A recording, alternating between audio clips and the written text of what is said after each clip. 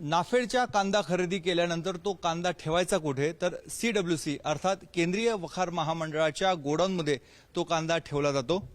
आता सध्या पिंपळगावमध्ये गोडाऊन तयार करण्याचे देखील काम सुरू आहे। हे जे साहित्य पडलेले आहेत, बांबू आहेत, बल्ल्या आहेत किंवा जाळी आहे, ही सर्व कांदा चाळी बनवण्यासाठी आहे।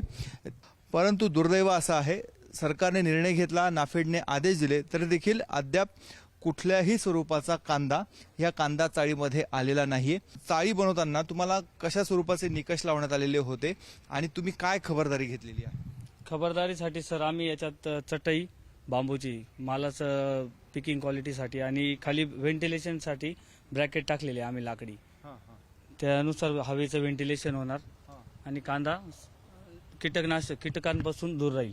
अच्छा, यासाठी आम्ही ब्रॅकेट टाकलेले। आता मुळात पावसाळा येणार आहे, 4 महिने कमीत कमी पावसाळा राहील, तर त्यावेळेस याच्यामध्ये कांदा कसा टिकेल? त्यावेळेस प्रॉपर व्हेंटिलेशनसाठी खालून अर्धा फूट आम्ही चाळी उचललेली आहे आणि जे पाण्याचं हे होईल, बाष्प वगैरे तयार होईल, ते मॉइश्चर करायसाठी चटई टाकलेली आहे आम्ही। ह्याच चाळींमध्ये कांदा नाहीये, तर उर्वरित चाळ कशी बांधली जाणार हा देखील प्रश्न आहे।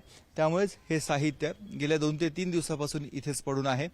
इथल्या गोडाऊनला, इथल्या नाफेडच्या केंद्र चालकांना प्रतीक्षा आहे ती कांद्याची, कांदा उत्पादक शेतकऱ्याची, आणि कांदा उत्पादक शेतकऱ्यांना प्रतीक्षा आहे ती चांगल्या भावाची। आता हे समीकरण कधी साधलं जातं हे बघणं अत्यंत महत्त्वाचं आहे। कॅमेरामन मंगेश सोनवणेसह मुकुल कुलकर्णी, ABP माझा, पिंपळगाव।